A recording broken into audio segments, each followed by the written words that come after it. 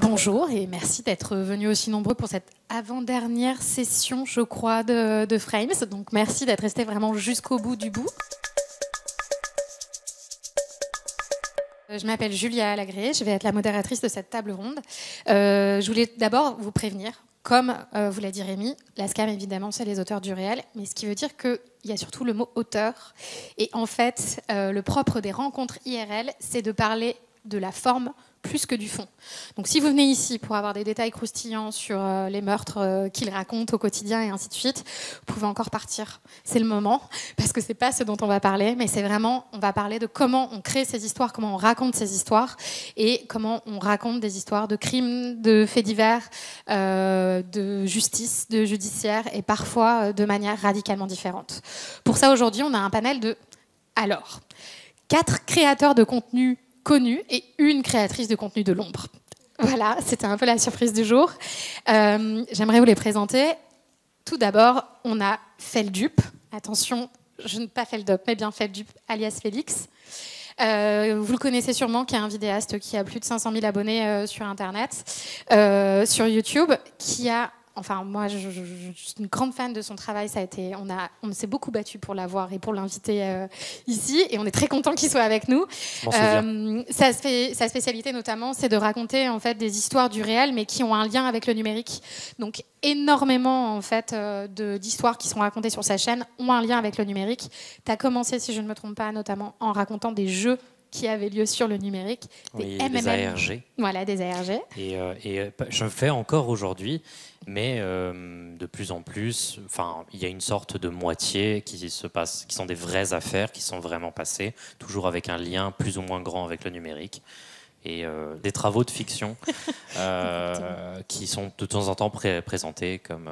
récemment les backrooms, ce genre de choses. Voilà, donc Feldup qui est là et qui est venu avec son autrice Rebecca, qui travaille avec lui notamment sur toutes les affaires de criminologie, et vu que c'est ce dont on va parler aujourd'hui, c'est particulièrement pertinent qu'elle soit sur scène.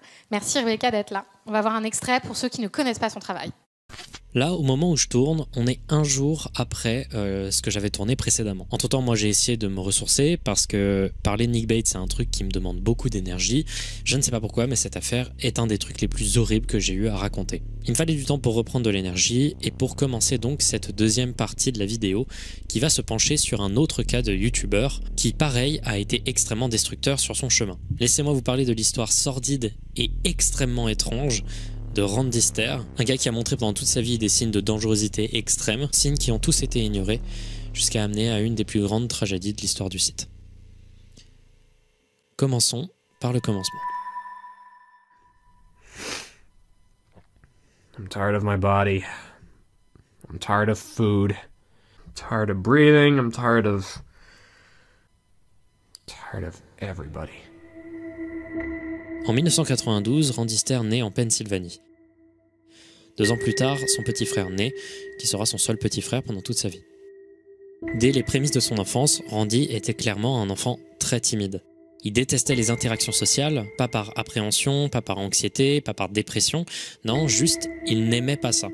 Il n'aimait pas le contact social. Il marchait en regardant vers le sol et il évitait au maximum le contact visuel avec quiconque pour éviter que les gens lui parlent. Il n'a jamais vraiment eu d'amis. C'était complètement intentionnel, il n'a jamais rejoint de groupe en particulier. Le gars était un peu fermé dans sa bulle, il se considérait un peu comme un nobody et ça le dérangeait absolument pas. Mais Randy Ster, à partir notamment des débuts de l'adolescence, a commencé à sombrer énormément dans le pessimisme. C'était quelqu'un d'extrêmement négatif. Il avait toujours un air sombre et ça s'est empiré quand la mode emo est apparue dans les débuts des années 2000. Et il n'y a pas manqué, il est devenu très emo et c'est devenu un véritable edgelord. Un Dark Sasuke total quoi. Sauf que cette phase de fascination pour le dark, le sombre et le glauque, elle s'est prolongée bien plus que chez les autres jeunes ados avec leur phase creepypasta et films d'horreur. On va continuer avec Victoria Charlton. Bonjour. Bonjour. Merci d'être venue et d'avoir fait le voyage jusqu'ici. Ben non, merci à vous de m'avoir invité. Vous allez reconnaître mon accent québécois. J'espère que tout le monde est à l'aise avec ça. Voilà, je ne suis pas sûre qu'on ait encore besoin de la présenter, mais effectivement, c'est une des créatrices sur le domaine, en tout cas des faits divers, qui est les plus connues dans le monde francophone. Je vais le formuler comme ça. Je pense que c'est le plus simple. Et qui est pas seulement en fait vidéaste et créatrice de contenu sur Internet, mais écrit aussi des livres qui sont édités en France aux éditions de l'Homme et qui a aussi une émission de télé. Parce qu'au Québec, c'est possible d'avoir une émission de télé et d'être créateur de contenu sur Internet. Ouais, en fait, on est très en demande, les YouTubeurs au Québec. C'est ça, exactement. On va écouter un extrait. Donc, on va commencer par le tout début. Nous sommes dans la communauté New Freedom, dans l'État de la Pennsylvanie.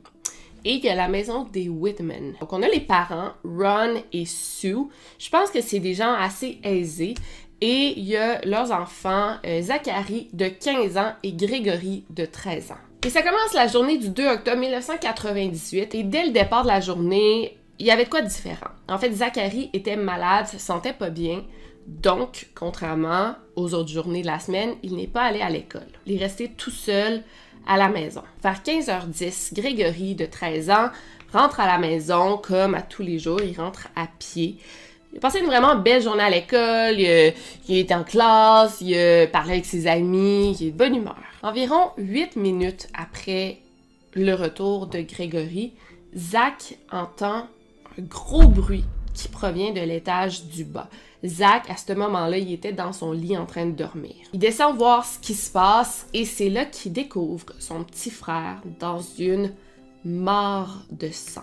Il est inconscient et, comme je vous ai dit plus tôt, il a la tête, il est décapité, là, presque. Un peu en panique, il s'en va appeler la police. Malheureusement, on n'a pas accès à l'appel 911, puis moi je trouve ça toujours important de le passer quand on l'a. Je vous ai passé un extrait au début, c'est vraiment ce seul extrait qu'on a de disponible. Je vais vous le repasser, mais on n'a pas l'appel au complet malheureusement, mais écoutez bien. Listen to me. Is he breathing? No. No. He's not breathing? No. All right, stay on the phone with me a minute. What? I gotta call my mom. Okay, you need to stay on the phone with me for now, okay? I gotta call my mom. No, you need to stay on the phone with me. C'est bien, on a bien mis l'ambiance.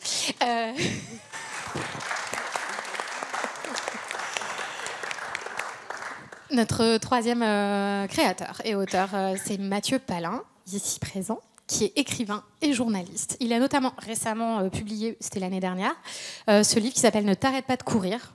Voilà, on a beaucoup de mal, on en a beaucoup parlé, on a beaucoup de mal à définir ce qu'est ce livre. On va dire que c'est un essai personnel et en même temps sur la vie d'un jeune sportif qui a finalement dérivé et a fini en prison suite à un délit. Voilà, en quelque sorte. Mais tu fais aussi des podcasts, et notamment le podcast des hommes violents sur France Culture, dont voici un extrait. Non, rien fait. Non, moi j'ai rien fait. Ah mais non, mais j'ai pas dit que tous des innocents autour de la t'as table. fait quelque chose. Non, C'est moi qui ai parlé le premier dans ce groupe. J'ai dit que moi je comprenais pas pourquoi j'étais là, Voilà, et c'est je ça. le maintiens. Voilà. Bon, j'ai dit que je comprenais pas pourquoi j'étais là. Quand on est agressif, c'est quelqu'un est venu agressif. Faut être logique, des fois, comme il dit, c'est la femme des fois qui cherche. Hein. Faut pas croire. Après, moi, ma femme, jamais je l'ai frappée, hein. Et j'en suis sûr. Parce que je lui aurais mis une claque, elle serait à l'hôpital, c'est sûr et certain. J'aurais pété la mâchoire. Mais la preuve qu'elle avait rien. Et j'ai été condamné. Et quand je leur ai dit, mais elle a rien, cette femme-là. Je vais pas casser la jambe, ni. J'arrive pas à comprendre ça. Et ça, c'est tous. Mais moi, je comprends pas. Même le procureur, il a porté plainte contre moi. J'ai pas compris. J'ai fait quoi, moi? Je suis pas criminel. Votre femme, elle a dit que vous avez fait quoi, Mustapha? Elle a dit, je l'ai battu. Mais elle avait rien. Et voilà. Et la justice, pourquoi il convoque pas les femmes? Pourquoi? Comment ça en arrivait là? C'est ça que je comprends pas. J'ai fait 3 jours de garde à vue. J'ai cru que j'avais fait un crime. J'ai dit, mais c'est quoi ce délire? C'est de la folie, quoi. Après, bien sûr, j'ai mes torts, il n'y a pas de problème là-dessus. Mais là, ça va trop loin. Mais même, je comprends pas, ma femme, pourquoi elle n'a rien eu, elle? Elle n'a pas toutes ces démarches à faire. C'est ça que je comprends pas. Elle a ses gosses, elle a ses aides. Voilà, elle est tranquille. Et c'est qui se fait chier? Après, moi, il faut que je retourne chez mes parents. Parce que vous n'avez pas le droit d'aller voir vos gosses. Moi, ils m'ont interdit d'aller voir mes gamins. Mes gamins, ils n'avaient rien à voir là-dedans. Pour donner le contexte de cet extrait, dans le...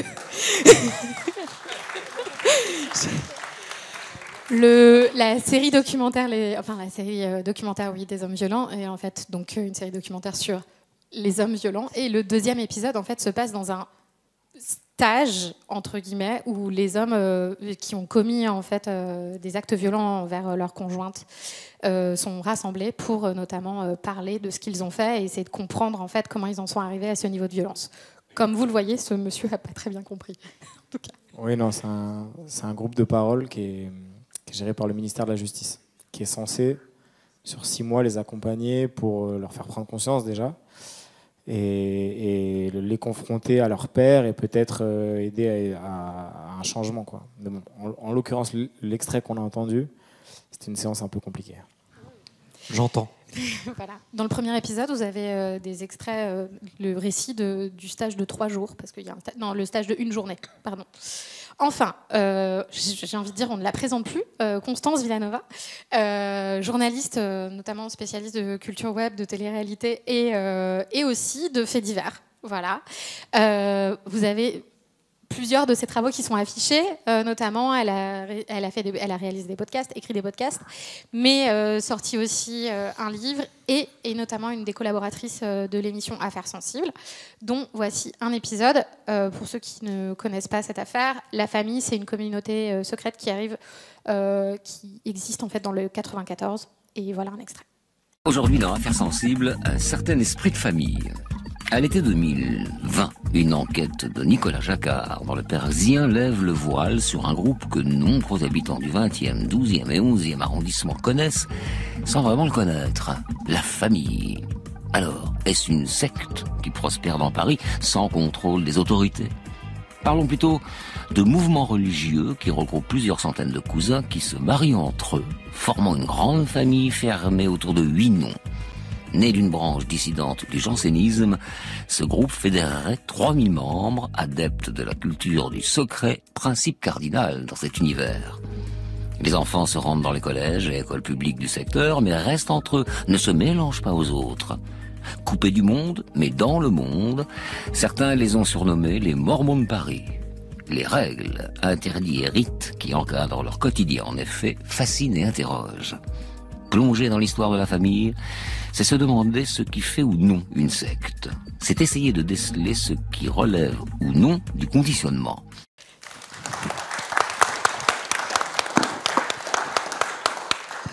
On va commencer par un tour de table. On va faire un tour de table qui a duré une 45 minutes et ensuite on donnera la parole au public. La première question que j'avais envie de vous poser, et je vais vous demander d'être bref pour qu'on essaye de rentrer dans le vif du sujet après, c'était quoi le premier fait divers dont vous vous souvenez ? Le tout premier fait divers que vous avez entendu et dont vous vous souvenez? Celui qui nous a marqué ou... Ah bah, celui dont tu te souviens en premier, en fait. Un fait divers, évidemment, orienté plutôt vers le crime. Oh bah là, tu choisis, hein. Vas-y, je t'en prie. Parce que sinon, des faits divers, ça peut être juste une inondation dans le village d'à côté, quoi.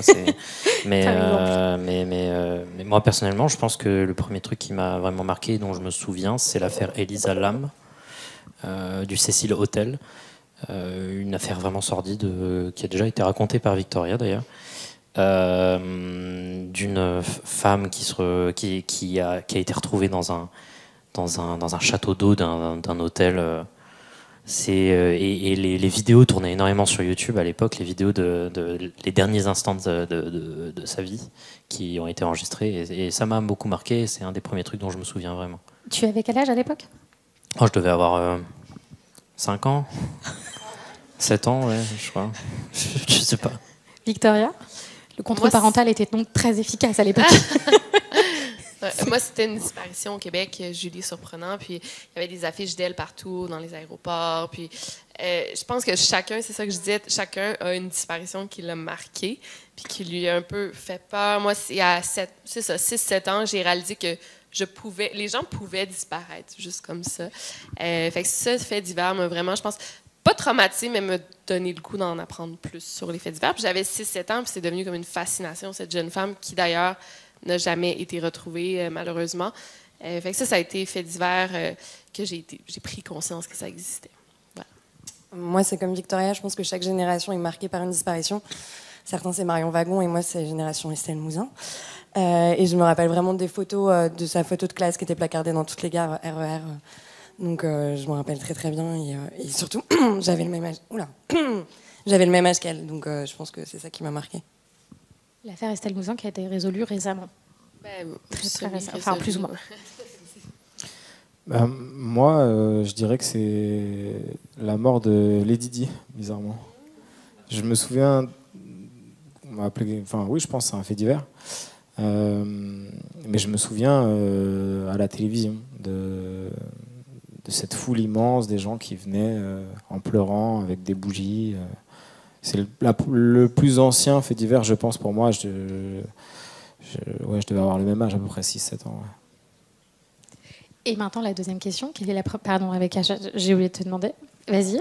Moi, c'est, je pense, assez classique. J'ai à peine 20 ans, donc je me souviens très bien que la première fois que je me sentais un peu touchée, un peu concernée ou juste intéressée par une affaire criminelle, un fait divers, etc., bah, c'était parce que c'était la première fois que autour de moi, les gens de mon âge, quand j'étais au tout début collège, ils en parlaient, c'était le petit Grégory.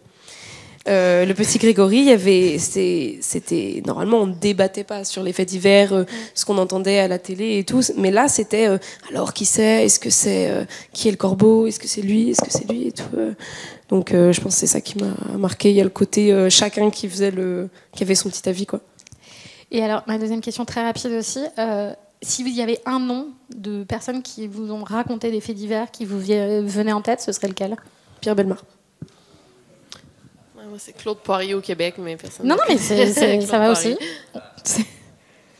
Je dirais Pierre Bellemare aussi, mais moi, je suis vraiment de la génération Internet. Ouais. J'ai finalement peu écouté Pierre Bellemare.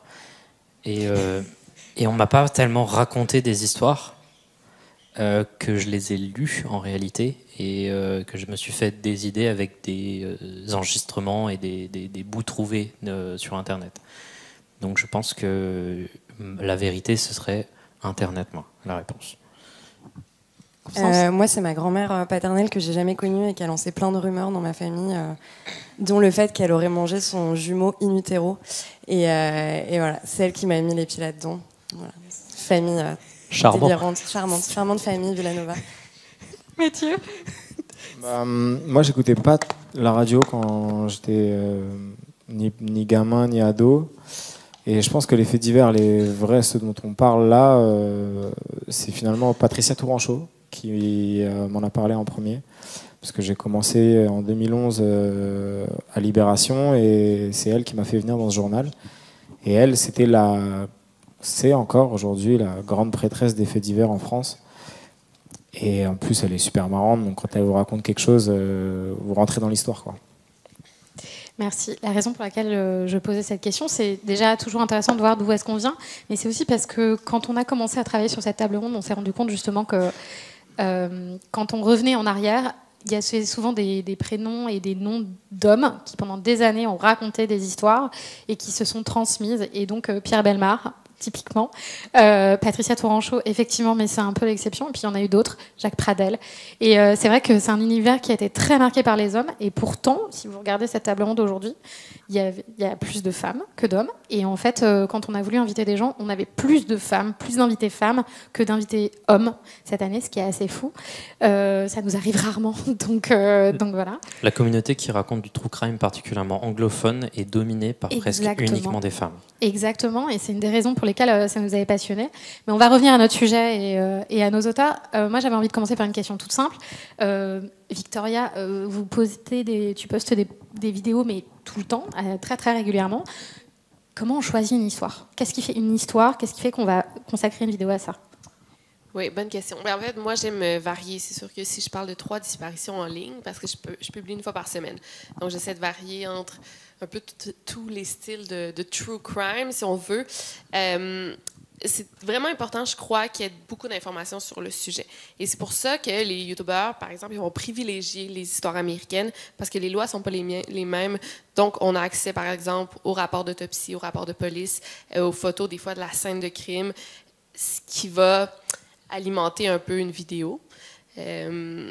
Et aussi, j'essaie, puis on peut en parler plus tard, mais j'essaie aussi de varier mes victimes. C'est facile. Quand on regarde les vidéos, par exemple, quand on parle d'une belle jeune femme blonde qui a été assassinée ou qui est portée disparue, les vues vont tripler. Alors que si on parle, par exemple, d'un homme, d'une personne, avec un milieu socio-économique plus bas, puis ça, je trouve ça vraiment important de le mentionner. Fait que voilà, j'essaie comme de privilégier, de varier mon type de victime et de donner de la visibilité justement à des histoires qui en ont un petit peu moins. Voilà, c'est ça. J'ai envie de rebondir là-dessus. Constance, est-ce que c'est quelque chose, par exemple, en radio, quand des épisodes sont choisis, est-ce que c'est peut-être pas varier le type de victime, mais en tout cas varier le type d'histoire? Est-ce que c'est quelque chose qui est pris en compte? Et donc, comment se fait le choix? En fait, on essaye de varier des vieilles histoires, des histoires plus récentes. Et surtout, on essaye de plus en plus, et je pense que c'est ça qui renouvelle un peu le true crime, de mettre une grille de lecture plus féministe aussi. Enfin, moi, c'est ce que j'essaye de faire maintenant. Et donc oui, et ce qui fait un bon Affaires sensibles, c'est surtout les archives, parce que l'émission elle est faite en partenariat avec l'INA, et évidemment il y a des archives, un bon Affaires sensibles, c'est des bonnes archives, donc on part aussi de là. C'est plus facile pour nous parce qu'on a ce partenariat avec l'INA, donc on peut faire du fait divers français, mais c'est ça la base de l'émission. Ouais. Quand tu dis avoir une grille de lecture féministe, qu'est-ce que tu entends par là en fait? On en parlait tout à l'heure, mais j'entends par là que par exemple on a rediffusé un épisode qui a été créé en 2015 sur l'affaire Quentin Trintignant, et clairement... Alors pour contexte, il a été rediffusé cet été à ouais, l'occasion des 20 ans en fait, de la mort de Marie Trintignant. Et en fait on se rend compte que MeToo est passé par là, que maintenant on parle de féminicide, voilà, ce genre de choses là. Quand on parle de néonaticide, donc ces femmes qui tuent les nouveau-nés, enfin leurs enfants qui sont des nouveau-nés. Maintenant, j'essaye de comprendre aussi le contexte social et les violences patriarcales dans lesquelles ont été commis ces crimes, parce que ça sort pas de nulle part. Et surtout, le fait divers, c'est un milieu de mecs avec une voix rocailleuse qui parle de criminels hommes, et il n'y a que des experts hommes. Et donc, j'essaye aussi de faire venir des expertes en interview qui sont des femmes, et surtout de parler de femmes violentes, parce que c'est un sujet qu'on a beaucoup éludé. D'accord. Est-ce que vous aussi dans vos choix, c'est-à-dire Mathieu, Félix, quand vous choisissez en fait des histoires que vous allez raconter, donc Mathieu, on a parlé de son livre, on a parlé de son podcast, mais en fait, toi, tu as contribué à la revue 21 avant ça. Comment se fait le choix du fait divers qui va être traité? J'ai du mal à répondre parce que j'ai l'impression de ne pas choisir. C'est souvent...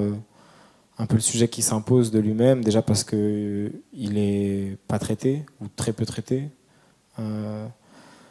Et j'ai l'impression que ça vient un peu comme une rumeur. Je rencontre quelqu'un qui me raconte un truc, et ça me titille suffisamment pour que la semaine d'après, je m'en souvienne, et que je creuse un peu, et finalement, je me rends compte qu'en fait, il y a vraiment quelque chose. Et à la fin, j'ai quelque chose qui peut être un livre, un podcast, un produit fini, on va dire, mais qui est parfois très éloigné de l'idée première. Donc, j'ai pas de technique, vraiment, pas de recette non plus. Là, j'aimerais bien en avoir une, parce que je suis en train d'essayer d'écrire un 3e livre, et je tâtonne, j'ai pas vraiment de sujet, j'essaye si jamais. Hein. Non, j'ai pas de recette, quoi. Je donne la priorité aux histoires que les gens me racontent, en espérant qu'elles n'aient pas déjà été traitées par d'autres. Oui, parce que toi, ce qui est particulier, notamment dans ce que tu racontes, c'est que souvent, en fait, alors si vous écoutez le podcast, si jamais, en fait, ça part d'une amie qui t'a parlé du fait qu'elle s'était fait battre un jour, et puis de là, tu déroules le truc. Dans le livre, ça part de toi aussi, et d'une rencontre, et donc et ensuite ça déroule énormément de choses dans le livre, et ça parle de la prison, ça parle des gens qui sont enfermés, ça parle d'énormément de choses, et tout ça en fait ça part de toi.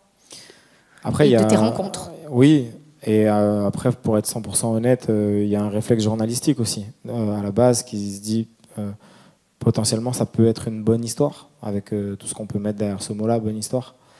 Et par exemple, sur Ne t'arrête pas de courir, ce dernier livre, donc, qui est l'histoire un peu extraordinaire d'un athlète de l'équipe de France, champion de France du 400 mètres, qui est à la fois un cambrioleur multirécidiviste, condamné 17 fois, et que je rencontre pour la première fois en prison en 2018. À la base, j'ai l'impression de tomber sur cette histoire par hasard, mais je m'y accroche. Parce que justement, j'ai l'impression qu'elle a quelque chose d'un peu singulier, que ce mec-là en question, je lis 3 lignes dans un journal de citation à son propre procès. Il a l'air extrêmement intelligent et lucide, et ça fait partie des petites choses qui peuvent donner après une bonne histoire, et en l'occurrence un livre, une enquête et tout ça. S'il avait eu dans cet article 3 phrases un peu idiotes, peut-être que je serais passé dessus et je me serais dit bon, il m'intéresse pas. Et là, il m'intéressait, et après, bien sûr, y a un effet domino que je maîtrise plus, mais il y a toutes ces petites choses-là, quoi, que en tant que journaliste, on a le réflexe de dire ah tiens, peut-être. Ah tiens, peut-être. Moi, ce que je me suis rendu compte en fait en regardant vos contenus, c'est que souvent, en fait, les histoires, c'est les mêmes. Enfin, c'est pas systématiquement les mêmes, mais en fait, il y a beaucoup d'histoires qui reviennent. Par exemple, Victoria, la vidéo la plus vue sur ta chaîne, c'est l'histoire de Didi. Alors, à chaque fois, je me trompe de nom. De Didi Blanchard. Et il se trouve qu'en fait, Constance a fait un épisode d'Affaires sensibles dessus. Et Feldip aussi. Et accessoirement, en fait, c'est des affaires qui reviennent. Et toutes ces histoires, vous les racontez pourtant tous les trois. Vous faites énormément de vues pour ceux qui sont sur Internet avec ces histoires-là. Comment, déjà, vous partez probablement d'une même base, qui sont des données en fait qui sont accessibles à tout le monde, qui sont assez similaires. Mais alors dans ces cas-là, comment vous renouvelez le contenu? Parce qu'on est forcément inspiré en fait, parce qu'on lit, on est forcément nourri en fait, parce qu'on regarde. Moi personnellement, ça fait depuis 2020, je crois, que j'ai arrêté de regarder des vidéos de youtubeurs horreur francophones ou anglophones. De temps en temps, il y a une miniature qui va me fasciner, je vais la regarder et je ne regarde pas plus de 20%. Parce que je me suis rendu compte que dans mon passé, je me suis beaucoup inspiré, pareil, comme tu dis, de vidéos, d'histoires incroyables que j'ai voulu absolument traiter, etc. Petite musique là en arrière-plan, super sympa. Et j'ai arrêté en fait de regarder ces vidéos parce que en fait, on trouve un angle et une manière de raconter et ça va trop inspirer la chose. C'est Gypsy Rose Blanchard, j'ai eu envie d'en parler après avoir regardé un documentaire. Mais après, j'ai essayé de varier la forme, etc. Et c'était compliqué, en réalité, de reformuler, parce que le documentaire était presque parfait à ce sujet-là. Du coup, maintenant, moi, ma manière de me renouveler, c'est que simplement, je vais attendre que les gens me demandent de parler d'un sujet, et je vais voir ensuite si je peux en sortir quelque chose qui a du sens. Parce que j'ai pas envie de raconter des histoires qui sont juste du gore ou de l'extrême pour de l'extrême. Notamment, c'est le cas, par exemple, c'est la raison pour laquelle je ne traiterai pas, par exemple, du cas de la jeune Junko Furuta, ou Furata, je ne sais plus. La jeune quoi? Junko Furuta, je crois. Junko Furuta. C'est une japonaise qui a vécu un truc affreux, et c'est l'histoire qui m'a le plus choqué que j'ai lu sur Internet. Et c'est à ce moment-là que je me suis dit, peut-être que je ne vais pas raconter des trucs extrêmes qui n'ont pas de sens. C'est genre sans la moindre morale finale. Il n'y a pas de mystère, c'est juste malheureux, il n'y a aucune bonne résolution et tout est triste et c'est juste du voyeurisme finalement de re-raconter encore une énième fois alors que des gens l'ont déjà fait, cette histoire.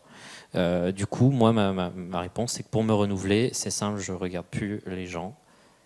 Et j'attends qu'on me demande de parler de sujets, ce qui s'est passé notamment avec Ellen School. Un cas très intéressant, mais c'est long à expliquer. Et pour retrouver de l'inspiration, pour choisir mes sujets, il faut que je trouve du sens dedans, parce que sinon ça sert à rien. Du sens aussi pour toi, Victoria? Oui, puis moi aussi, moi non plus, je regarde personne. J'écoute presque plus de podcasts de true crime, des documentaires. Documentaires pour mes recherches, mais c'est aussi, on s'inspire comme... mais c'est comme les humoristes, quand ils regardent d'autres humoristes, ça se peut qu'ils finissent par faire la même blague, là, comme Gad Elmaleh, mais ça se peut qu'ils finissent par faire la même blague parce qu'ils s'inspirent un peu sans le vouloir. C'est un peu la même chose. Puis moi aussi, je sais qu'il y a un drame au Québec, un père qui a assassiné ses enfants de manière complètement horrible. Chaque vidéo, on me demande d'en parler, puis ça fait 5-6 ans, puis je dis... Je vois pas l'intérêt, je vais juste comme c'est juste il y a pas de mystère, il y a pas de morale, il y a pas de on se pose pas de questions, c'est juste complètement triste. Mais pour m'inspirer, c'est ça, j'ai beaucoup de on me donne beaucoup de sujets et tristement ou heureusement peut-être pour nous, des faits divers, il va toujours en avoir, puis il va toujours en avoir des intéressants, puis sans tomber justement dans le glauque nécessairement. Donc je crois que c'était ça la question, hein, je sais pas. Parfait. Constance? Ouais, moi quand j'écris pour Fabrice Drouel, je bosse beaucoup sur l'ambiance Et je pense que c'est ça qui fait que je me renouvelle, c'est que j'aime bien savoir de quelle couleur étaient les murs quand il y a eu le crime. Enfin, je vais checker la météo du jour du meurtre. Enfin voilà, je suis dans le détail à fond. Et Fabrice le fait très très bien. Et donc ça, je bosse là-dessus. Et sinon, c'est encore cette histoire de grille de lecture. Je pense qu'on peut se renouveler aussi avec tous les débats qu'on a sociétaux en ce moment. Dans le Wokistan et donc ce pays lointain. Ce pays lointain et donc c'est aussi grâce à ça que je me renouvelle. Par exemple, je vais prendre des angles morts. Typiquement, j'ai fait une émission sur un affaire sensible sur Britney Spears, par exemple. Et voilà, c'est comment un fait divers. Bon, Britney, c'est pas un fait divers, mais un peu quand même. Raconte une époque. Est-ce que ça dit d'une époque? Est-ce que aussi, en fait, ça implique de se mettre à chercher des histoires qu'on n'a pas entendues ailleurs ou qu'on a très peu entendues? Enfin, je pense par exemple, toi, les 2 podcasts que tu as fait, au final, il y en a un des 2. C'était pas une affaire qui était forcément très très très connue. Sur B52. Voilà, exactement. Mais ça, enfin, en fait, on m'a présenté. Enfin, B52, c'est une histoire d'un. En fait, j'ai rencontré un ancien flic des stupes qui a fait une des plus grosses saisies de cocaïne à l'époque. Et c'était l'entrée du neveu de Pablo Escobar en France. Et il s'est fait gauler à la première livraison. Donc, c'est vraiment un échec cuisant. Et il pourrit en prison. Mais donc, c'est cette histoire-là. Mais ça, c'est aussi un hasard. En fait, je pense que, enfin, on l'a présenté. En fait, je pense que quand on est journaliste, même quand on boit une bière et qu'on rencontre quelqu'un qu'on connaît pas, on va chercher des sujets. Et donc, ouais, c'est aussi du hasard, quoi. Donc le hasard joue énormément. Oui. Ok, d'accord. Non mais c'est si je réponds à la question, pour se renouveler en fait, il faut le hasard. Ouais, c'est une grosse part de ça. D'accord. Non mais c'est bon à savoir. Au moins ça donne de l'espoir pour tous ceux qui se baladent dans la rue. On sait jamais. Un fait divers peut vous trouver. Est-ce que tu as l'impression que quand même vous pouvez apporter, même sur des récits en fait qui sont 1000 fois dits, qui ont été dits de manière radicalement différente, vous avez l'impression que vous pouvez apporter votre patte entre guillemets, parce qu'il y a quand même des histoires, enfin, qui ont été vraiment vues, revues, refaites, et je suis encore parfois étonnée qu'en 2022 ces histoires ressortent encore une fois. Pourtant, c'est le cas. Mais je veux juste dire, c'est assez fou en ce moment aussi parce que moi, je faisais des recherches pour mon 4e livre, là, puis je tapais je sais pas, juste un thème là, sur Google, là, genre, je sais pas, le petit, on va prendre le petit Grégory ou peut-être même quelque chose de moins célèbre. Puis là, je vois, OK, il y a 10 vidéos de YouTubeurs francophones sur le sujet. Là, je dis, est-ce que je veux vraiment aller là? Tu sais, ça a été justement vu et revu, mais je pense que, comme tu dis, ça a été moins. C'est des petits détails. Par exemple, la victime, elle adorait jouer au football. C'est des petits détails que moi, j'essaie toujours d'humaniser un peu plus la victime. Comme on parlait tantôt, peut-être moins que le tueur. Fait que c'est ça, c'est trouver les détails. Puis moi, j'ai des abonnés qui me suivent puis qui suivent tous les youtubeurs de True Crime. Là, je parle en termes de youtubeurs, pas de journalistes, mais ils me disent c'est cool parce que vous parlez du même sujet, mais tous de manière complètement différente. Fait que je pense qu'on se complète. Je sais pas si quelqu'un voulait parler. Vous avez vraiment, je demande juste au public, vous avez aussi cette sensation-là, c'est-à-dire quand vous regardez plein de youtubeurs qui racontent la même histoire, vous n'avez pas l'impression d'entendre la même chose? Non, c'est bien, j'ai un nom général de la salle, donc ça confirme un peu ton impression. Oui, Félix. Moi, personnellement, l'angle que j'aime le plus utiliser et que je vois moins souvent, c'est le focus sur... C'est Rebecca qui m'a particulièrement donné envie de faire ce focus-là. C'est le focus notamment de l'enquête de police, les erreurs de l'enquête de police. Qu'est-ce qui aurait pu être...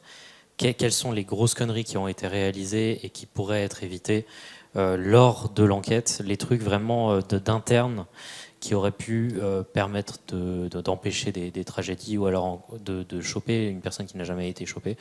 Ça, c'est un angle aussi qui est rarement utilisé et qui fait que peut-être qui peut être utilisé plus souvent. Il y a plein d'angles comme ça qu'on peut utiliser. Il y a aussi des angles non pas chronologiques mais thématiques. On peut raconter des histoires de 1000 façons. Et voilà. Alors, juste pour que vous sachiez, en fait, il y a une musique d'X-Files qui vient de l'arrière, donc ça nous perturbe un petit peu, mais c'est pas grave, ça met aussi une ambiance un peu particulière à cet échange. J'avais envie de rebondir sur le mot tout à l'heure que tu as utilisé, qui était le mot voyeurisme. Vous avez l'air aussi de parler, par exemple, toi, des erreurs de police, chercher des détails, chercher des angles. Est-ce que parfois vous avez l'impression de trop raconter une histoire et parfois d'en dire peut-être trop au point que ça peut être presque... Enfin... Il y a peut-être trop de détails qui sont fournis en fait à l'audience et au public au point que ça devienne presque glauque. Mathieu, est-ce que tu veux répondre? Parce que toi, pour le coup, pour commencer, je vous laisse méditer après.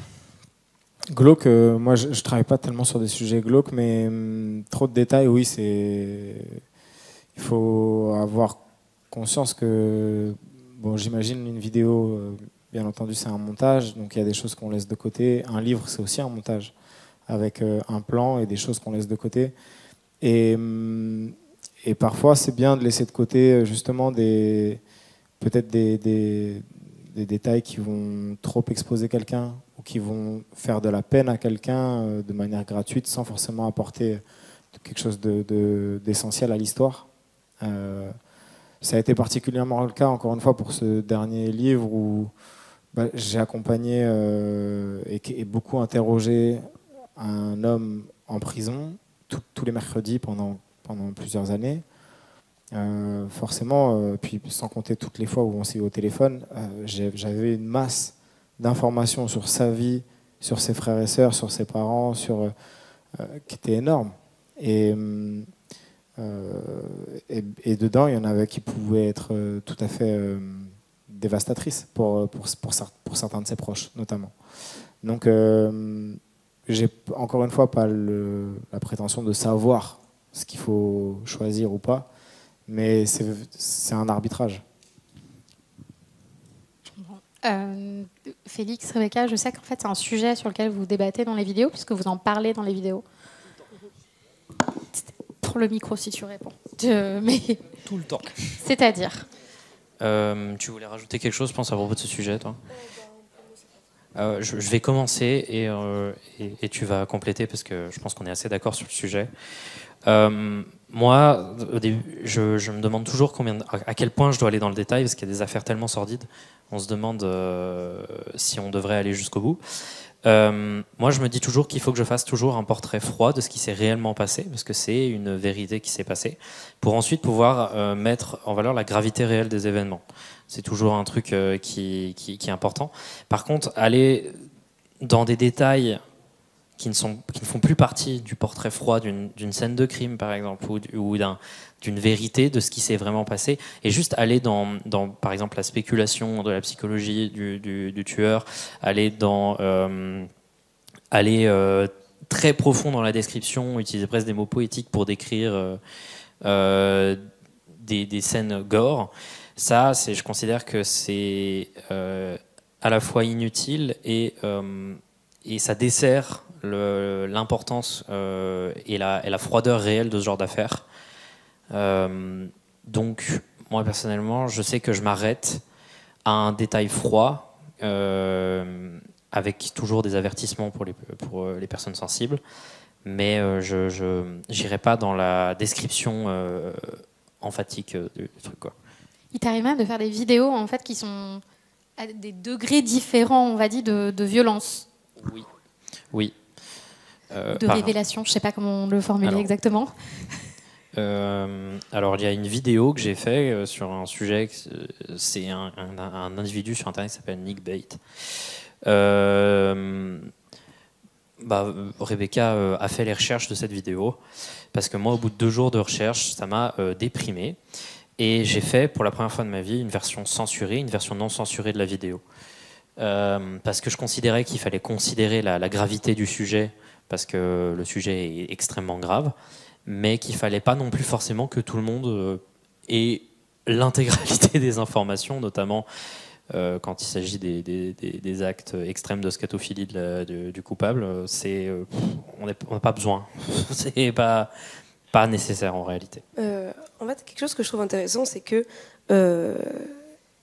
faut savoir que même si c'est dans une démarche on va dire, le plus de choses possibles, on écarte quand même ce qui est juste trop, ce qui est juste pas nécessaire, parce que là, c'est un contexte où la vidéo sur Nick Bate, elle faisait partie d'une série de vidéos où on parle en gros de 3 affaires qui sont toutes terribles, mais c'était une série de vidéos qui parlait justement un peu du voyeurisme, avec une première vidéo qui était celle-là sur juste un mec qui fait des actes absolument horribles, et on n'en tire rien.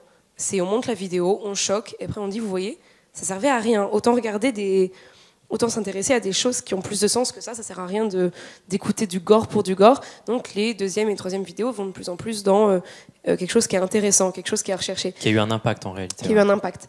Et donc Nick Bate, qui était censé être la vidéo du voyeurisme pour du voyeurisme, a quand même une version censurée.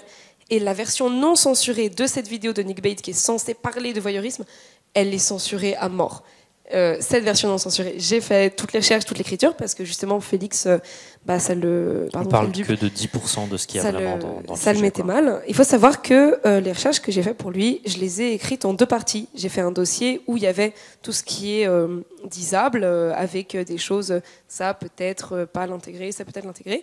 Et après, je lui ai fait toute une série qui était longue, de plein de choses. 10 pages d'anecdotes. C'est ça, 10 pages d'anecdotes qui sont faites. En fait, le but, c'était que lui, il lise, que lui, quand il raconte, quand il explique un peu le personnage, il ait en tête tout le contexte, mais rien de tout ça ne doit être dit dans la vidéo, parce que ça sert à rien pour le visionnage, pour la personne qui va entendre, qu'est-ce que ça va apporter à l'audience, en fait, rien du tout.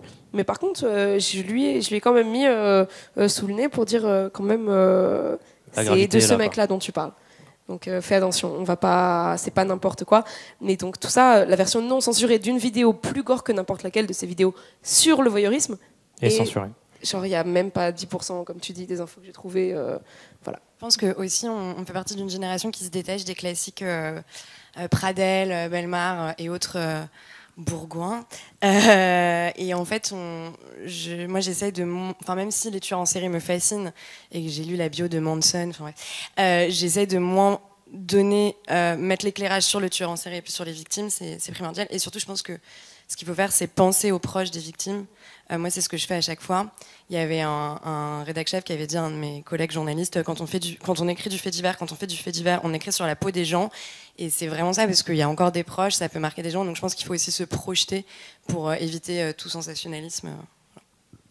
Au-delà du sensationnalisme, est-ce que parfois vous avez l'impression qu'il y a une forme de responsabilité dans ce qu'on révèle? Je vais vous donner un exemple tout bête, mais Victoria, souvent je remarque que dans tes vidéos, tu expliques les méthodes de la police.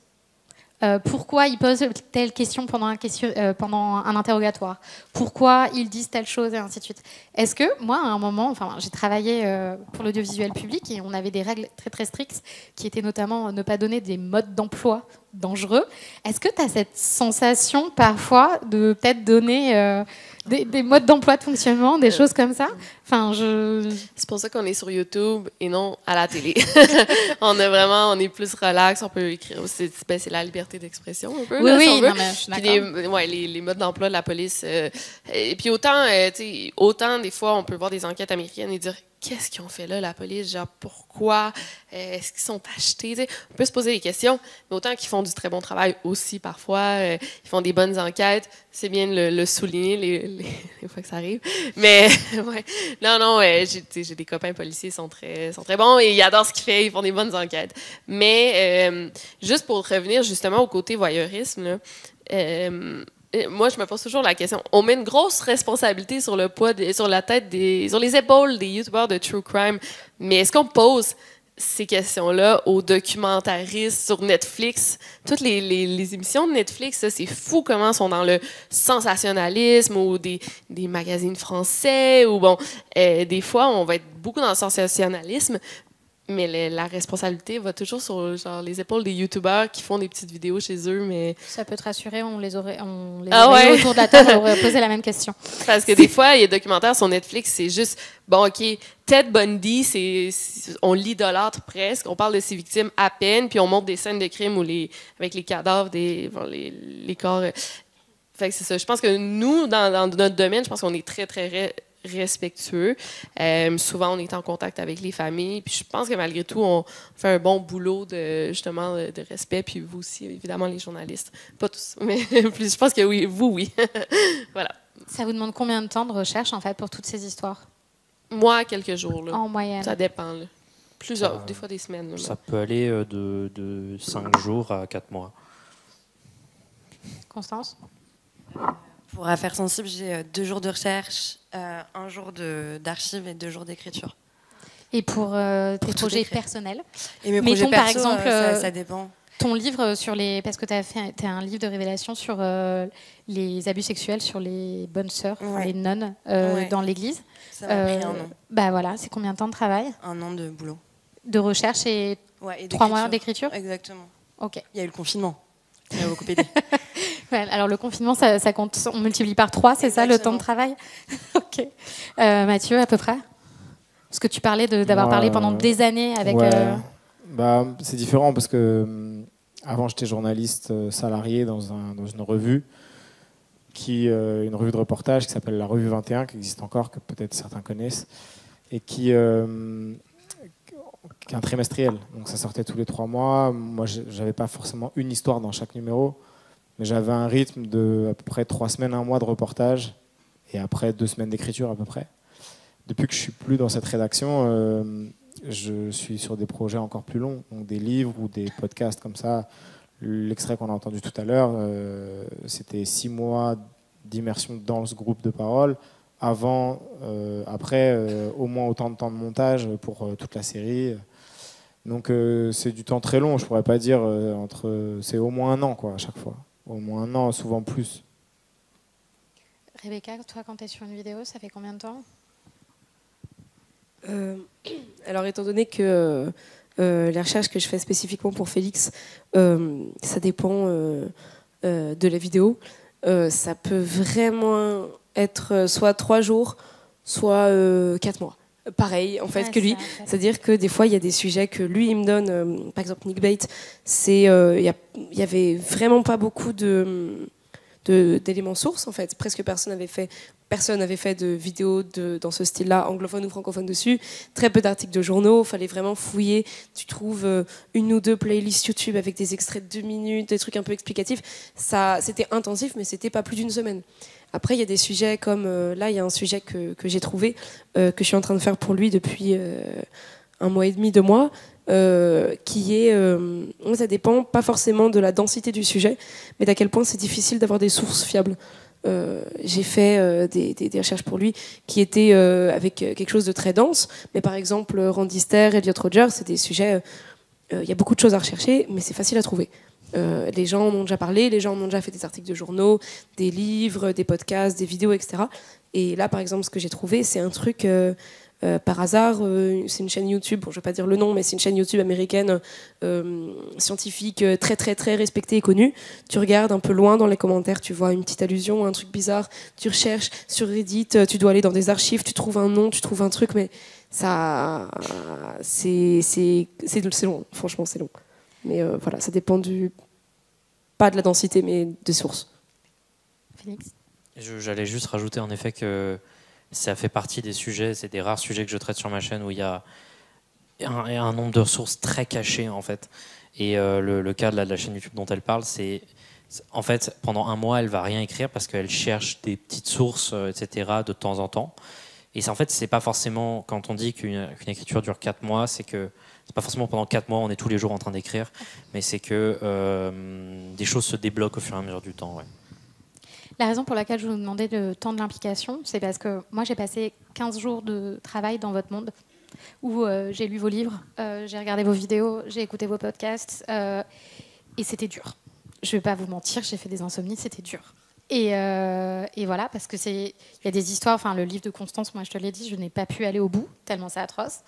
Il y a des histoires qui sont vraiment très dures. Et comment on fait pour travailler au quotidien avec ça? À quel point ça vous affecte ou ne vous affecte pas? Comment vous protégez peut-être aussi? Ouais, c'est fou parce que je pensais pas que ça m'affectait. Puis bon, je vois une psychologue au Québec, c'est une pratique assez connue, je sais pas ici. Puis elle m'a dit, c'est sûr que ça va t'affecter, même si tu le sens pas, là, c'est juste du négatif, toujours.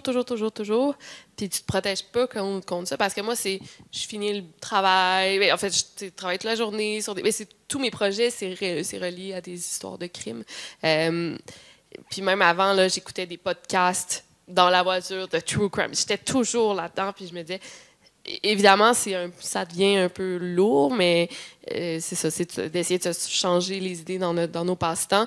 Puis, mais c'est ça, toi, tu disais que ça te faisait un petit peu peur, là, tout ça, mais moi, ça, pas du tout. C'est ça, je suis quand même protégée. Puis, c'est une nouvelle histoire par semaine, fait que je peux pas être trop toucher à chaque histoire, malgré qu'elle soit très, très triste. Mais évidemment, il faut se protéger contre ça, sinon on ne pourrait pas faire ce qu'on fait, je crois. Je reconnais totalement une flippette. Moi, je travaille sur d'autres sujets qui sont complètement différents. Et la télé-réalité me sauve, Maëva Guénam particulièrement.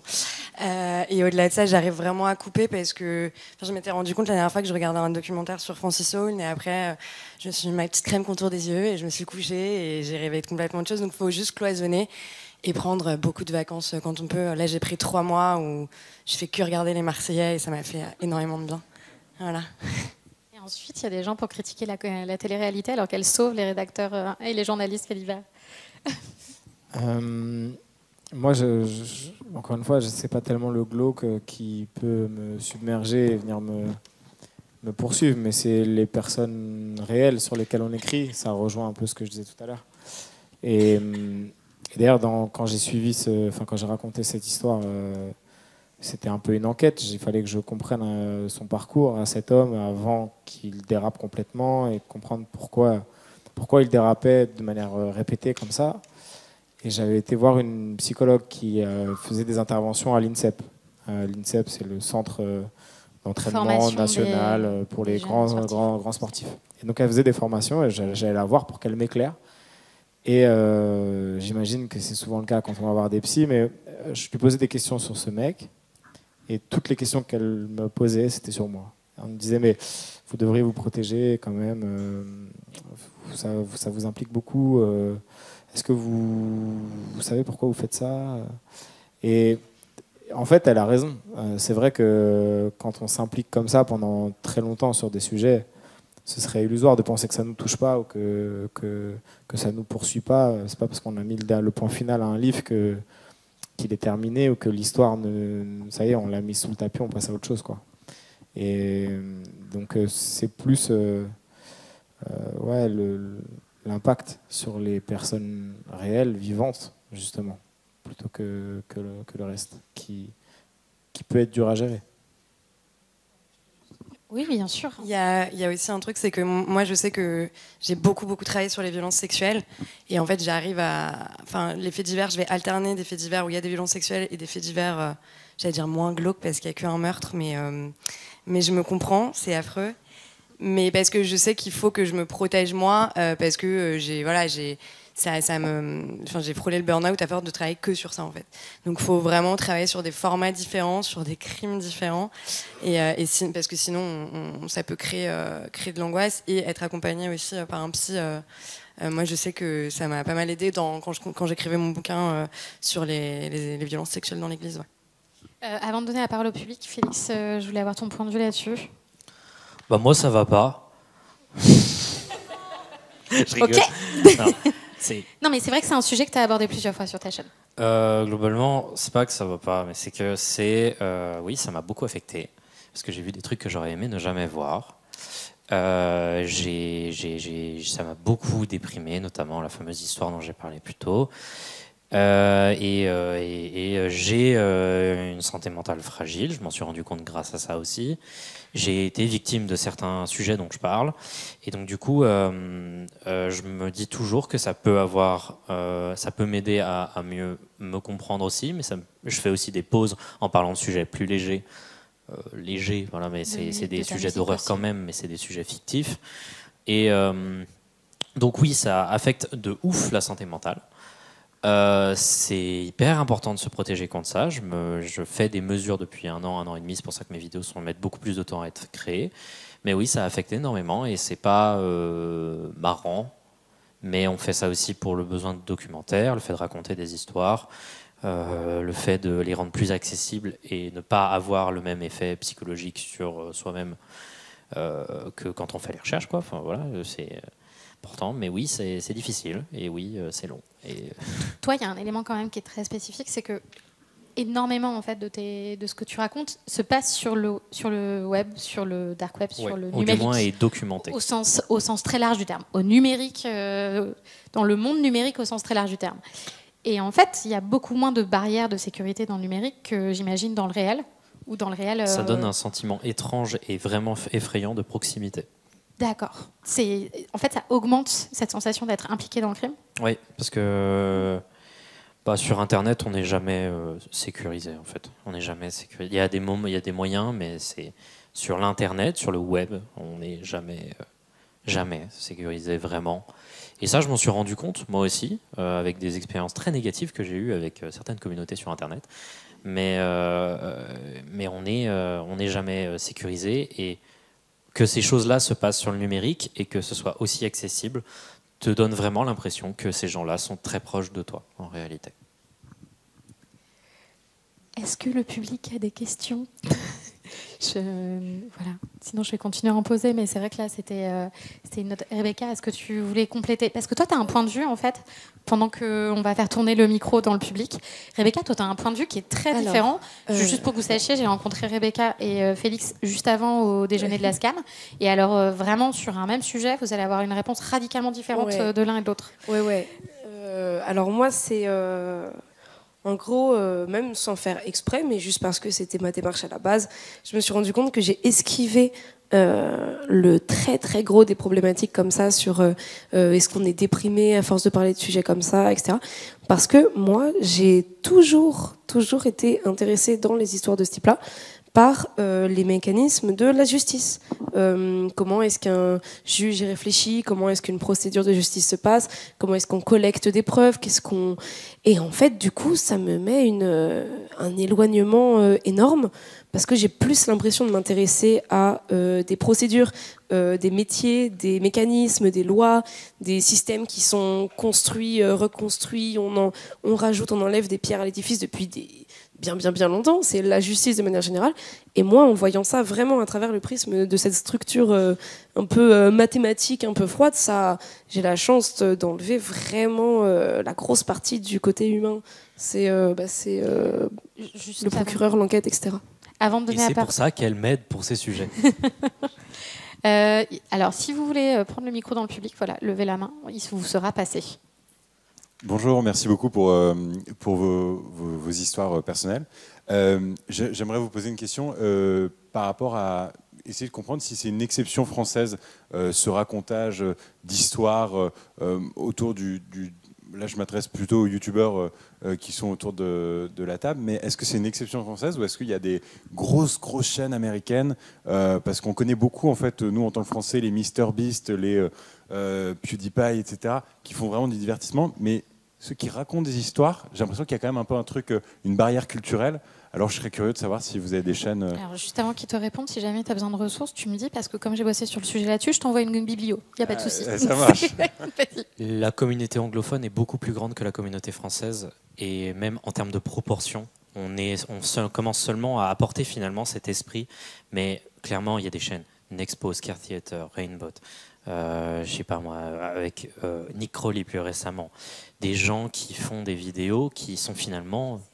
Ah oui, pour le true crime, je vais laisser Victoria Charlton en parler, mais il y a aussi JCS qui parle de psychologie criminelle, qui a fait des dizaines de millions de vues. Je crois qu'il y a une de ses vidéos qui a fait 50 millions de vues. C'est comment faire semblant d'être malade pendant un interrogatoire. C'est une vidéo vraiment sublime.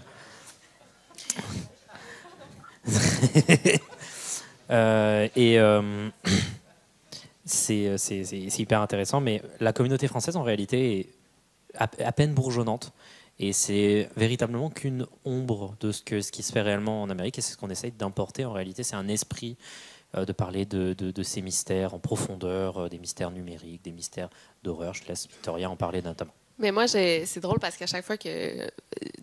des fois, je fais des interviews et tout, puis je parle du métier de YouTuber, justement, de True Crime, puis on me dit toujours « Ah, mais nous, les Français, on adore les faits divers, hein, comme si c'était unique. » Mais non, pas du tout, parce que, par exemple, les Américains, ils ont tellement d'émissions, genre Dateline, 2020, 40 Hour Mystery, des grosses émissions qui marchent. Des fois, c'était les émissions les plus écoutées aux États-Unis pendant plusieurs années. Au Québec, bon, on a nos propres émissions. Moi, j'ai habité 6 ans au Mexique. Au Mexique, les Mexicains me disaient « Ah, mais nous, les Mexicains, on adore les faits divers. » Donc, au Mexique, il y en a... Après, c'est rendu que dans chaque langue, il y a des YouTubers de True Crime. Il y en a en allemand, il y en a en japonais, en hollandais. Donc, c'est vraiment fou. Puis, bon, le True Crime YouTube au Québec et en France, ça commence à peine. Je pense qu'on est 6-7 qui gagnent bien leur vie avec ça. Puis 6-7, encore là, c'est beaucoup. Et ça apparaît de plus en plus. Ouais, de plus en plus, il y en a, mais je pense que c'est une mode aussi. Là. Je pense que ça c'est apparu grâce à Squeezie, notamment. Oui, mais il y a une spécificité quand même. Alors, c'est une des raisons pour lesquelles on s'est penché sur le sujet, c'est parce que justement, il y a de plus en plus de créateurs qui se mettent dessus. Par contre, c'est vrai qu'il y a des spécificités. Il va y avoir des comptes qui vont être spécialisés sur des faits divers locaux, régionaux. Il va y avoir des comptes spécialisés sur les faits divers numériques, typiquement Faldup. Va y avoir, en fait, ça va se spécialiser un petit peu. Moi, j'avais envie de prolonger la question au-delà des youtubeurs, un petit peu à vous. Est-ce que vous avez l'impression, je ne sais pas si vous connaissez en fait cet univers au-delà de la France, mais est-ce que vous avez l'impression justement qu'il y a une autre manière de faire et de parler de ces histoires-là dans les autres pays que chez nous, ou une spécificité chez nous? Moi, je sais que les Anglais sont un peu plus sanguillonnants, mais ça se voit même dans la presse. Hein. Enfin, la façon dont on montre, par exemple, les victimes d'attentats au niveau photo, voilà, c'est différent. Mais après, ce que je sais, c'est qu'en France, il y a les Pradel, Drouel, Ondelat qui cartonnent. Le trio. Le trio maléfique, le pouvoir des trois, et donc je sais je sais pas du tout en fait si ça, je pense que oui en fait moi j'écoute des podcasts surtout et c'est à peu près la même chose, mais il y a ce côté raconter des histoires, mais pour le coup moi j'écris les textes de Fabrice Drouel, mais je critique quand même le fait que ça soit toujours les mêmes mecs avec la même voix, avec la même ambiance et avec un blouson en cuir et une clope au bec, et ça me fatigue. Et donc c'est ça qui est trop chouette avec YouTube, c'est que comme les femmes étaient complètement exclues de ce game-là, elles se sont infiltrées via YouTube, et c'est aussi pour ça, j'avais écrit un papier sur Cosette, pour Cosette à ce sujet-là, qu'il y a beaucoup de femmes, et même au-delà de YouTube, par exemple, il y a une discussion Reddit sur les Unsolved Mysteries, où il y a des millions de personnes, et j'ai parlé avec la personne qui gère cette discussion-là, et elle m'a dit que 75% des utilisateurs sont des femmes. Donc en fait, on a été exclus du game trop longtemps, et grâce à la toile, finalement, nous revenons. Donc voilà, je pense qu'il y a cette spécificité-là qui est quand même très masculine, en tout cas dans les médias mainstream sur le fait divers, à part l'Antieri qui a eu fait entrer l'accusé pendant quelques années, quoi. Il y a même un sous-genre maintenant où en fait il y a des femmes qui sont en train de faire le ménage et de faire la cuisine et qui racontent des crimes en faisant le ménage et la cuisine et en se filmant faisant le ménage et la cuisine. C'est absolument génial. Je vous le recommande. J'étais beaucoup trop loin sur le web pour cette conférence. D'accord. Alors déjà, merci pour votre travail parce que c'est super ce que vous faites. Voilà. Et alors ma question, elle est un peu alambiquée, donc je vais essayer de la construire comme il faut. En fait, moi, c'est pendant le confinement que j'ai découvert tout ce qui était true crime, etc. Et je suis quelqu'un avec, j'ai un trouble anxieux généralisé. Et pareil, j'ai une santé mentale assez fragile. Et en fait, ça m'a fait beaucoup de bien de découvrir le true crime. Alors, c'est pas des sujets faciles du tout. Voilà, j'entends les gens qui se font découper, etc. Et pourtant, je sais pas pourquoi ça m'apaise. Et il y a beaucoup de gens qui qui culpabilisent les personnes qui consomment du true crime en mode t'as un souci, pourquoi tu regardes ça, c'est du voyeurisme, t'as un souci, va voir un psy, patati patata. Et en fait j'ai appris que, alors je sais pas si c'est vrai, peut-être je dis une grosse bêtise, mais apparemment pour certaines personnes qui ont été victimes de trauma ou qui ont des PTSD, regarder des contenus comme ça les replonge dans ces états un peu traumatisants et un peu angoissants, mais dans un cadre safe, protégé, et sécuritaire, etc., où ils peuvent arrêter à tout moment et ils peuvent se replonger dans cet état, l'explorer et du coup aller plus loin dans leur traumatisme. Et je voulais savoir si vous étiez assez d'accord avec cette théorie-là et ce que vous en pensez. Alors j'en ai entendu parler de cette théorie et c'est vrai, il y a ce qu'on appelle le retraumatisme, c'est vrai. La partie où c'est flou, c'est la partie c'est est-ce que c'est vraiment safe et secure. Voilà. Mais il y a des gens pour qui ça fonctionne, il y a des gens au contraire, notamment pour les familles des victimes qui tombent sur ces vidéos, qui sont retraumatisées à vie. Et ça, c'est moins fun. Est-ce que vous avez déjà eu pas des familles des victimes, mais des personnes qui ont été touchées par les crimes dont vous avez parlé, qui vous ont contacté? Ben moi, personnellement, au départ, c'est ça, j'ai eu comme 3 phases. Au départ, c'était moi... je parlais de des crimes québécois ou français sans vraiment contacter la famille. J'avais pas beaucoup de vues, donc je pensais pas qu'il allait regarder mes vidéos.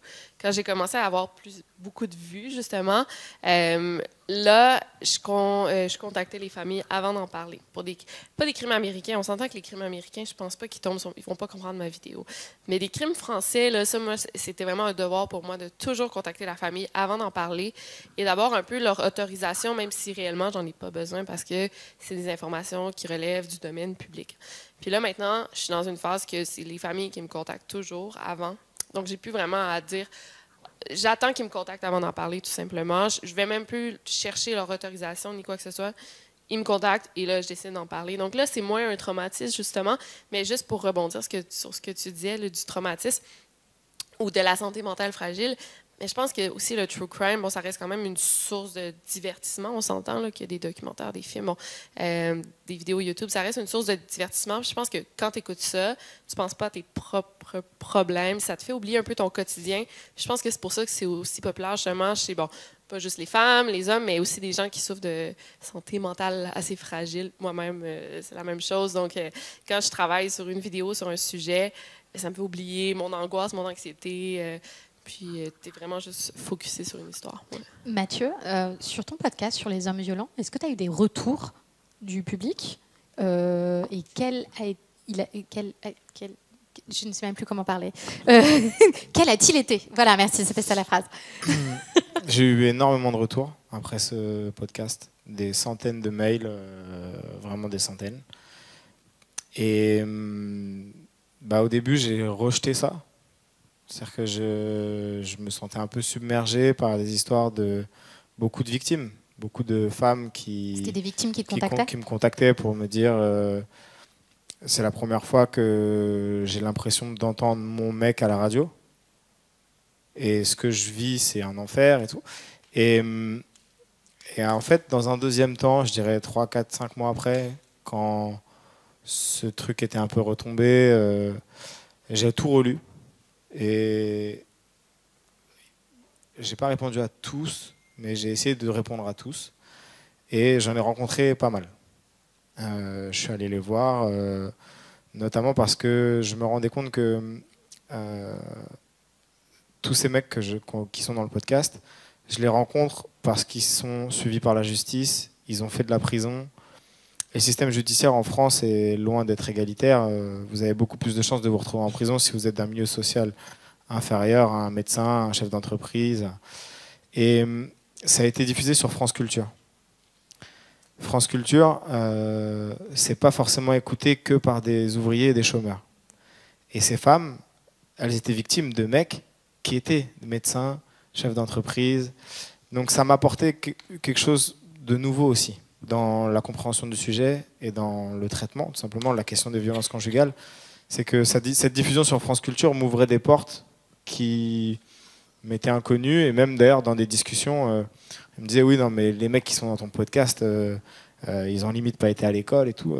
Mais en fait, en rencontrant toutes ces victimes, je me rendais compte que le profil socio-économique était différent, mais le mécanisme, le modus operandi, pour prendre un mot bien trop crime, était exactement le même. Donc, ouais, j'ai pris le temps, mais au bout d'un moment, j'ai pris ça plus comme une ressource plutôt que comme quelque chose de trop agressif, quoi. Okay. Une autre question dans la salle? Oui. Bonjour. Bonjour. Et merci pour, ensuite devant et à droite, et ensuite il faudra qu'on arrête. Allez-y. Bonjour, merci pour cette conférence super intéressante.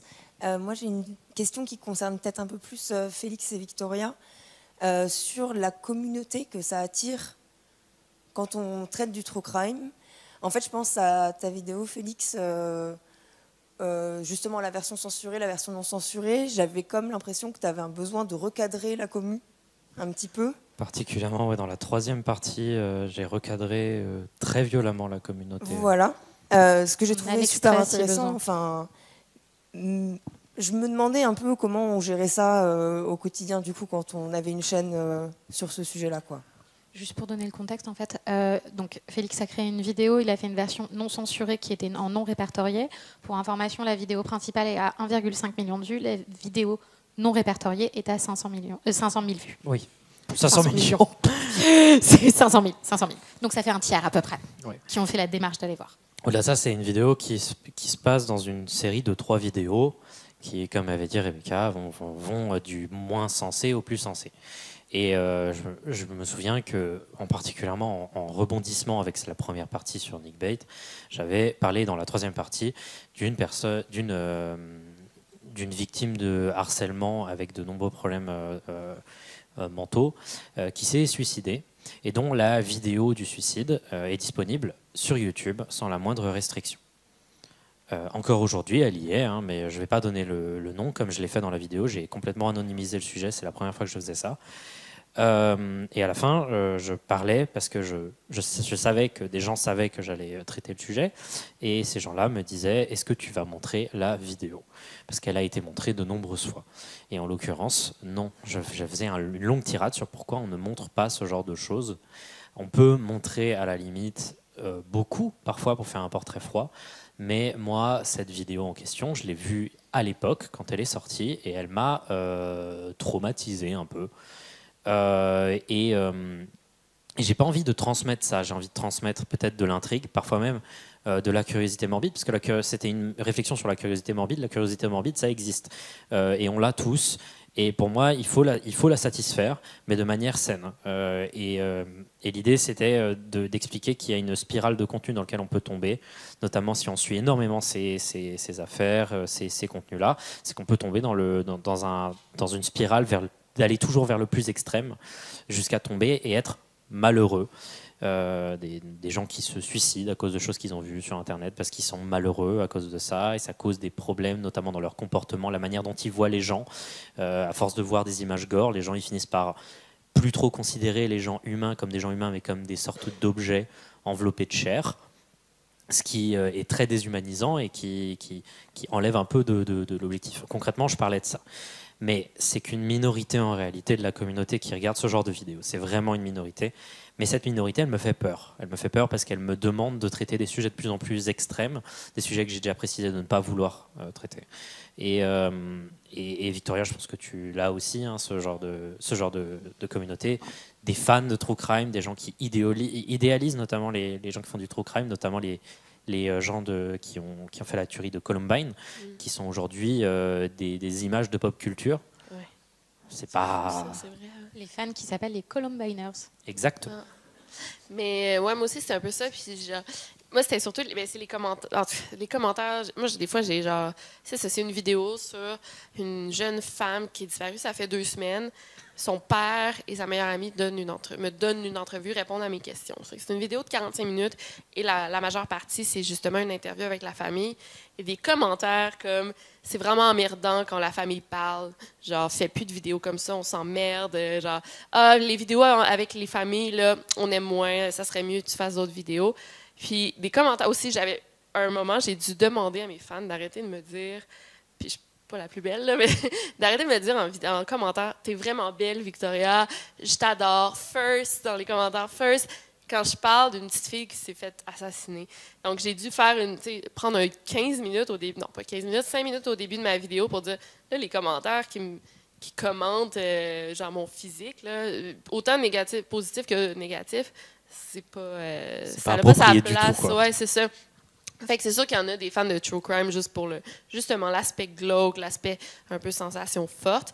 Mais ces gens-là, j'essaie de les éloigner, genre aller voir d'autres youtubeurs qui font ça. Puis heureusement, là, il y en a de plus en plus qui restent avec moi pour les bonnes raisons un peu. Ouais. Il y avait 2 questions dans le public. En attendant que le micro arrive, il y a Marie juste là et il y a une autre personne là-bas. Constance, est-ce que toi, tu as reçu des mails directement dans ta boîte mail? Mais Constance, est-ce que tu es un peu plus protégée par la radio et par le fait que tu es un peu anonyme dans les auteurs? Ouais, parce qu'en fait, quand on pense à Affaires sensibles, on pense Fabrice Drouel et on pense pas à ses petites mains.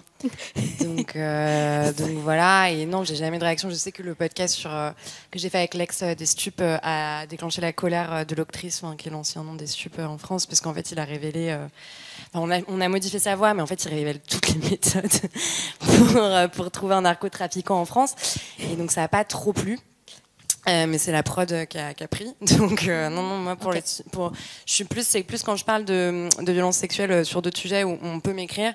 Et en fait, avant, je répondais parce que j'ai lancé un mouvement qui s'appelle Double Peine sur la mauvaise prise en charge des victimes de violences sexuelles par la police. Et en fait, je me suis retrouvée engloutie par des messages et de femmes victimes. Et en fait, au bout d'un moment, je me suis rendu compte que je pouvais pas, que j'étais pas une asso, que j'étais pas psy. Et étant victime moi-même, j'y arrivais pas.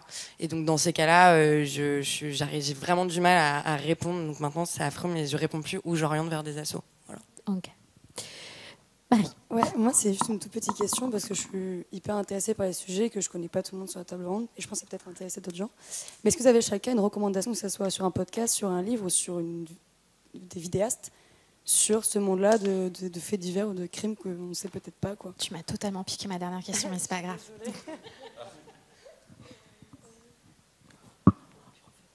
Nexpo, meilleure chaîne sur ce sujet. Il faut les play. Nexpo, c'est la référence. Je peux plus regarder ces vidéos et ça me fout un seum parce que j'ai envie de pas m'inspirer, mais mon Dieu que c'est incroyable comme chaîne. Alors moi, je viens de terminer un bouquin qui est incroyable quand on aime justement ce genre de truc et aussi le côté affaires, enquête de police, etc. et pas juste du sensationnalisme. Je me rappelle plus de l'auteur, mais je me rappelle du nom. C'est un bouquin qui s'appelle Portrait d'un cannibale. C'est en gros un journaliste qui explique et qui décortique entièrement un fait divers qui était fin des années 90 au Venezuela, donc un truc vraiment, c'est pas tout proche. C'était un homme en fait qui n'avait rien de malveillant, criminel, esprit maléfique, mais c'était un homme qui était profondément malade mentalement, qui a commis un crime, qui était pauvre, qui vivait sous un pont et qui a pété un plomb, quoi, et qui a mangé des gens. Sauf que il s'est retrouvé devant la justice, qui a dit ah non, lui c'est pas dans une prison qu'il doit aller, c'est dans un hôpital psychiatrique. Il s'est retrouvé dans un hôpital psychiatrique au Venezuela, donc il n'y en avait pas énormément. Ils étaient tous surchargés, qui ont dit ah non, nous on n'accepte pas les criminels ici, ils doivent aller dans une prison. Donc en fait, il a été relâché. Et il s'est retrouvé tout seul, sous le même pont, à continuer. Et c'est allé en boucle comme ça. Et c'est comment tout a échoué pour un mec qui était même pas à la base un individu horrible, immoral, etc. Mais c'était quelqu'un de profondément malade mental qui a été abandonné par la justice, par la psychiatrie, par la famille, par la société, par le monde de l'emploi, par tout. Et c'est en même temps le côté criminel, c'est un cannibale, c'est pas étant vraiment état d'une interview du cannibale qui est encore en vie aujourd'hui, qui aujourd'hui est en prison. Au bout d'un moment, ils ont fini par résoudre le problème du cercle vicieux. Et il y a tout un extrait à la fin sur comment il vit maintenant, ça ressemble à quoi maintenant sa vie, ses interactions sociales, etc. Donc voilà. Mathieu, comme ça on varie un peu l'ordre, c'est bien aussi. Moi, sur les livres, je vais être sans surprise en parlant de Sang-Froid, le livre de Truman Capote, qui est un modèle du genre, même si il a été beaucoup critiqué, et je pense qu'on peut le critiquer aussi sous plein d'aspects. Et plus récemment, j'ai lu un livre qui a bien marché aussi en France, qui s'appelle L'Empreinte, de Alexandra Marsano-Lesnevich, je crois que ça s'appelle comme ça. Et qui est plus personnel de la part de l'autrice, mais très très très fort. Constance et Victoria, et ensuite on prend la dernière question du public. Moi, c'est un livre que j'ai lu en 2016 qui s'appelle Laetitia, et c'est d'Yvan Jablonka,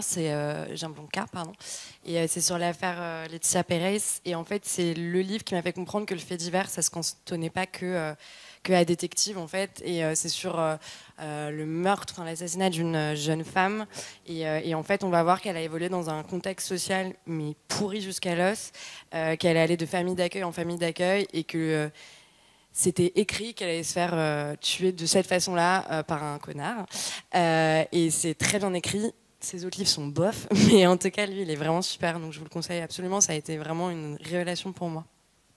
Victoria? Si t'aimes moi j'écoute beaucoup de l'américain, là, donc des podcasts anglophones, des youtubeurs anglophones, des livres anglophones. Mais mettons, un des bons, là, Serial, que c'est le podcast classique qui a vraiment lancé les podcasts de True Crime, Serial, puis aussi Cold. C'est deux bons podcasts. Quand t'as beaucoup de route à faire, là, c'est des podcasts de genre 1h30, puis il y a comme 15 épisodes, mais t'embarques dans les enquêtes, c'est débile. Ouais. On s'entend qu'au Québec, c'est plus facile de faire 600 km et d'avoir beaucoup de routes qu'en France, mais oui. Et pour notre dernière question, je vous écoute, monsieur. Alors, c'était une question par rapport à ce que disait Victoria tout à l'heure, sur le fait que désormais, ce sont les familles carrément qui viennent te contacter pour les vidéos. Du coup, je trouvais ça étrange parce que ça rentrait en dissonance avec ce qu'expliquait Félix tout à l'heure par rapport au fait que ça peut en fait, faire revivre des traumas d'un côté négatif. Comment est-ce que tu expliques que des gens comme ça, du coup, te contactent pour réexpliquer ces affaires? Moi, c'est juste pour des affaires irrésolues. Donc, par exemple, là, je pense à un cas, c'est une petite fille qui a disparu 30 ans, 40 ans. Non, même pas, c'était dans les années 60 au Québec, par exemple. Elle était très jeune, puis on n'en parle plus vraiment. Puis son frère m'avait contacté pour me demander. Je pense pas qu'il y avait vraiment espoir qu'on la retrouve grâce à ma vidéo, mais qu'on en parle, ça touche beaucoup les familles ou surtout dans des cas français, c'est surtout des morts que la gendarmerie qualifie comme des suicides, mais c'est clairement un meurtre, sauf qu'il n'y a pas d'enquête qui est refaite. Fait que les familles vont me contacter pour que je raconte l'histoire puis que je crée un genre de buzz autour de l'histoire pour que les gens adhèrent, ils signent des pétitions, ils donnent des fonds. Puis je pense que c'est... Parce que moi, je raconte les crimes irrésolus, c'est vraiment mes favoris parce que j'ai l'impression de pouvoir aider. Donc, c'est pour ça que les familles... Tandis qu'une histoire de tueur en série résolue, bon, les familles ne me contacteront pas. Là. Voilà. Ouais, exactement. C'est ce que j'allais dire. C'est là où la justice va échouer pour certaines familles. On peut se reposer sur des gens qui vont diffuser le message pour espérer pouvoir relancer une enquête, pouvoir trouver plus de témoins. Et dans des cas même, il y a des cas où c'est des affaires qui sont faites ils vont utiliser le youtubeur comme une sorte de plateforme pour pouvoir faire connaître un truc qui est connu par absolument personne. C'est notamment le cas quand il y a des scandales, par exemple, de mauvais comportements chez mes collègues youtubeurs. Et c'est un peu, je pense, dans une démarche qui, dans les rouages, est un peu similaire en réalité.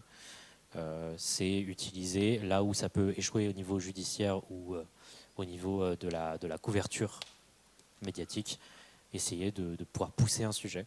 Mais dans le cas de meurtre, etc., ça peut juste retraumatiser des familles qui étaient enfin en paix depuis 10 ans. Quoi. C'était pour ce genre de cas dont je parlais. J'en profitais pour rebondir sur les deux derniers. Mathieu, Constance, est-ce qu'on vous a déjà appelé pour mettre de la lumière sur une...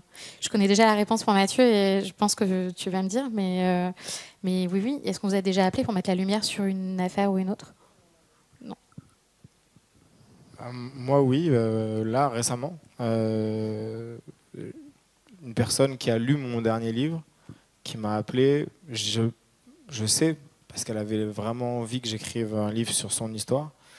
Et j'avais pas du tout envie, moi, de le faire. Et j'étais dans cette phase, juste après la parution, de rejet d'un peu de tous les autres sujets, parce qu'on a l'impression d'avoir tout dit dans ce livre, d'être vide. Et finalement, en la rencontrant, en discutant avec elle, je me suis rendu compte que son histoire était assez dingue. Donc finalement, j'en ai fait un podcast qui sort dans 10 jours. Mais c'est assez rare, finalement, que quelqu'un me contacte en me disant « faut que vous fassiez un truc sur mon histoire ». En général, c'est tous les voyants de casse-toi de là qui s'allument. Tu vas nous dire ce qu'est l'histoire de ce podcast en 2 minutes, mais avant... En fait, je suis d'accord avec vous, c'est surtout... moi, on m'a déjà contacté, mais c'est pour des affaires de secte particulièrement, où la lumière et la justice n'a pas fait son boulot, parce qu'on est hyper à la bourre là-dessus en termes de droit en France. Et donc, ça va être des personnes qui ont grandi dans des sectes. J'ai écrit un article pour Vice sur une secte bouddhiste qui s'appelle Okase. Et typiquement, c'est une des victimes qui a grandi dans un des ashrams d'Okase qui m'a contactée. Mais voilà, c'est vraiment pour refaire la lumière et pas pour résoudre, pour le coup. En effet, les victimes de sectes, c'est très souvent. Ouais. Ça arrive souvent.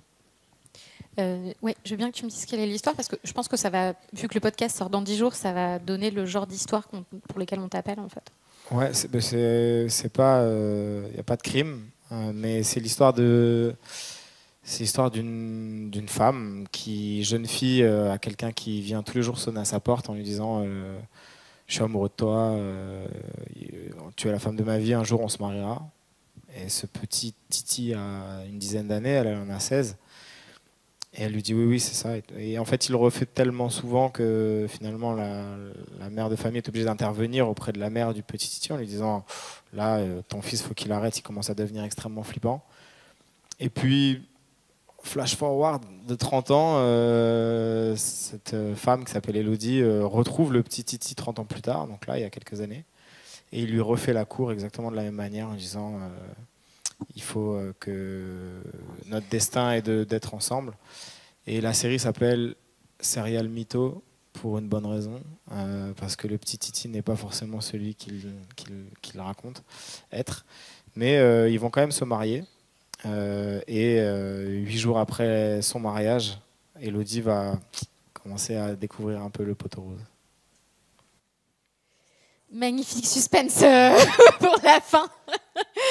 Ben, merci à tous en tout cas d'être venus jusqu'à Avignon.